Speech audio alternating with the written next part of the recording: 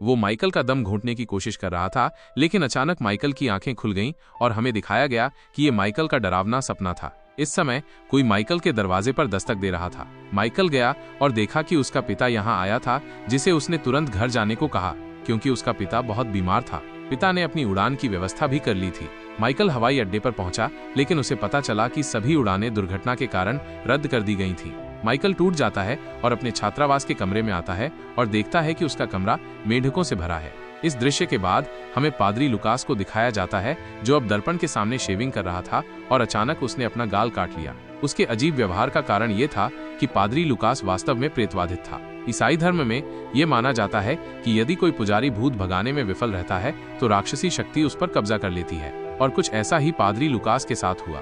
वो रोसारिया का भूत भगाने का काम ठीक से नहीं कर पाया। जब वो अपने राक्षस को नियंत्रित नहीं कर सका तो उसका अपना विश्वास कमजोर पड़ने लगा। जब उसका विश्वास कमजोर पड़ा तो राक्षस ने उसे अपने कब्जे में लेना शुरू कर दिया, और उसके कब्जे का संकेत ये था कि उसे पहले ही पता चल गया था कि बारिश होने वाली है। ये भी राक्षसी शक्ति के कारण था। और जब वो बच्चे का भूत भगाने गया तो वह घोड़े के पैर के निशान पर जोर से हंसने लगा।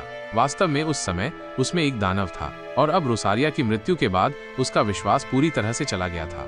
खुद पर और अपने धर्म पर उसका विश्वास बहुत कम हो गया था, इसलिए अब दानव ने उस पर पूरी तरह से कब्जा कर लिया था। ऐसी स्थिति में जब कोई बच्चा अपने पिता से आशीर्वाद लेना चाहता है तो पिता उसे जोर से थप्पड़ मारता है और उसे चले जाने के लिए कहता है। एक दृश्य कट जाता है और दिखाया जाता है कि माइकल ने अपने लिए एक मोटल का कमरा बुक किया था, क्योंकि वो अब छात्रावास के कमरे में नहीं रह सकता था।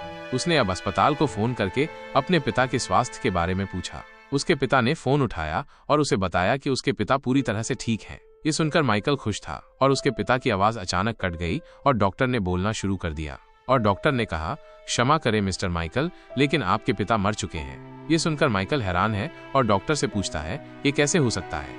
अभी कुछ सेकंड पहले मैं उनसे बात कर रहा था।